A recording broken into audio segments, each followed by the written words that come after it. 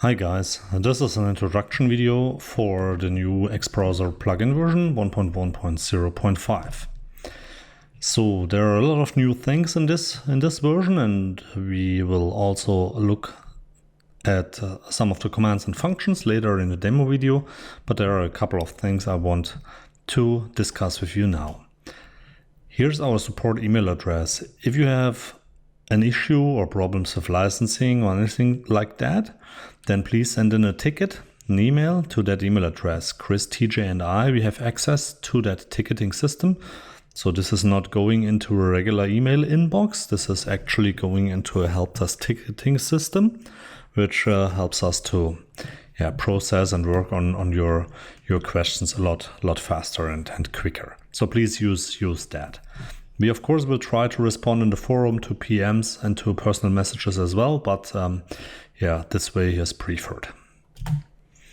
Okay, a couple of people had problems with licensing, and mainly that their hardware ID has changed.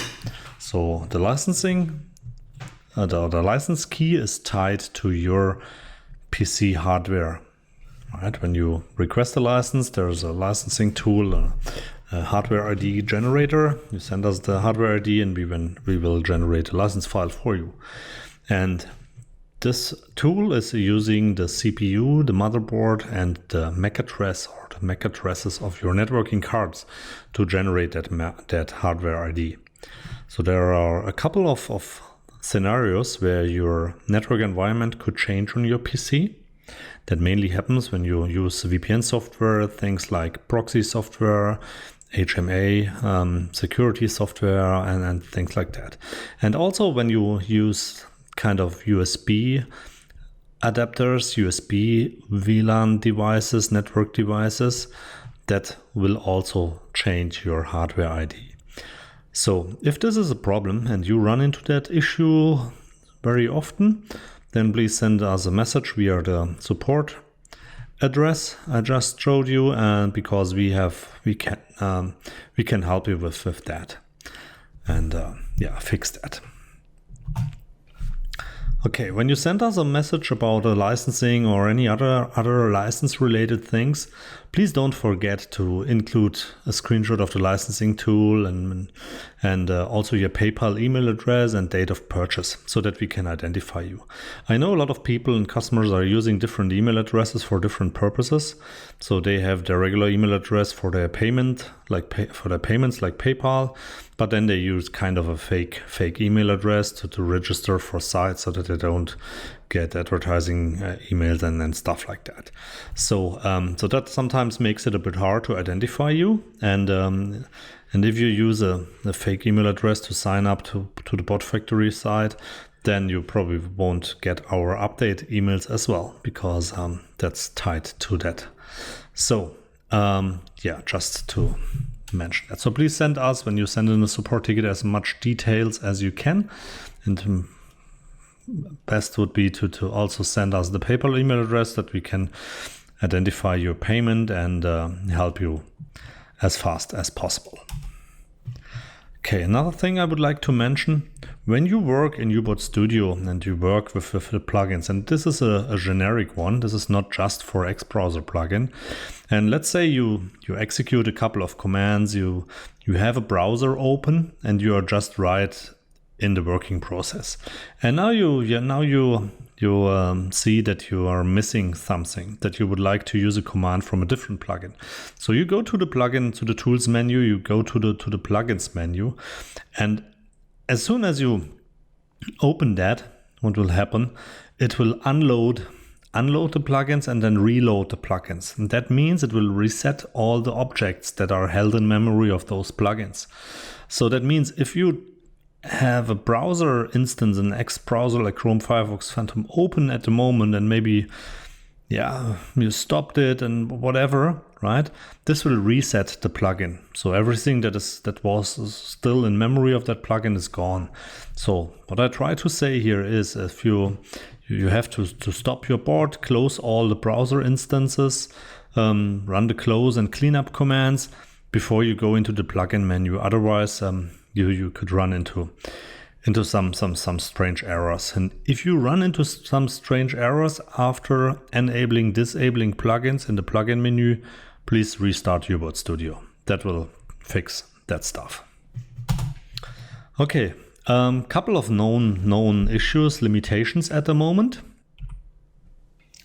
The Firefox browser currently does not support proxy authentication. So when you drag the proxy option into that proxy field, you only can use the server field. So don't enter anything into the username and password field, because if you do, it will crash Ubot.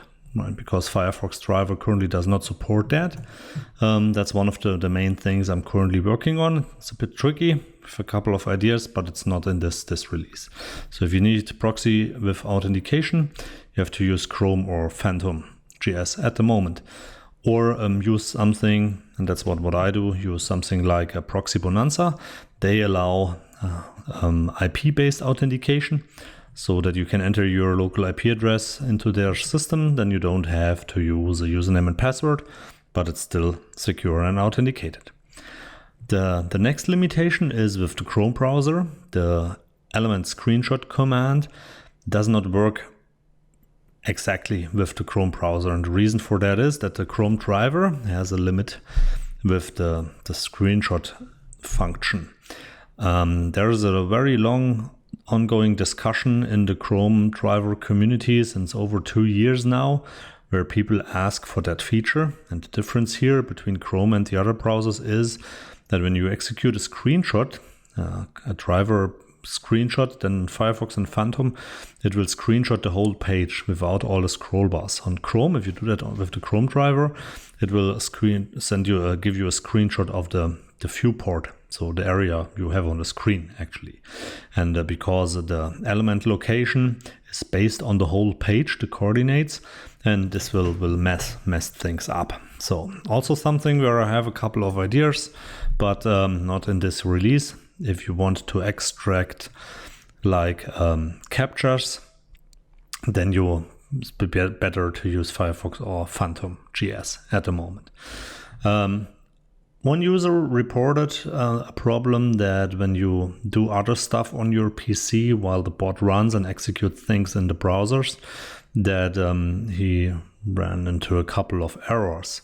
So far, I was not able to reproduce that, but this is a thing I would like to investigate. So if you face that problem, and if you can give me some tips and ideas how to reproduce that, or even simple code I can run to see what's going on, I would like to take a look. So I don't think this is a big problem at the moment. Of course, if you have large boards who do a lot of work, it's always better to run them on a virtual PC or on a cloud server, right, and leave them alone. Don't do other stuff on your PC. But normally that should work as well. But if you run into that, please let me know. I would like to troubleshoot and investigate that further. Okay, so now to the new stuff. In this release, we fixed the multi-threading. There's a new launcher command. I will show you that in the video. This launcher command also allows you to keep the browser open and work on it, like adding new commands, executing those commands, see the results. So this is also great for developing, right within Ubot Studio. We have the load extension feature now for Chrome and Firefox, so you can load browser extensions plugins. We also have a cleanup command, which will reset the objects and close remaining browsers, but I will go into more details in the live demo. The pop-up container now checks if the Windows contains instead of equals, so the text you enter into that pop-up container configuration will now investigate or loop through all the open browser windows and search for that text if the window title contains that text.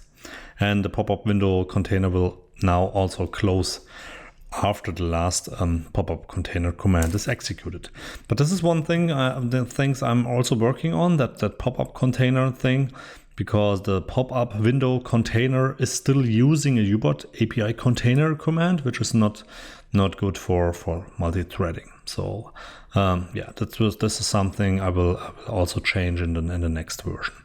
And yeah, we have a new command as well, the navigate back command, so that you can go to a website, navigate, click something, navigate to another page, and do stuff there, and then just execute the back command, which will, yes, like hitting the back button in your browser and move to the previous page. Okay, so that's it for the overview, and we'll see you soon in the demo video.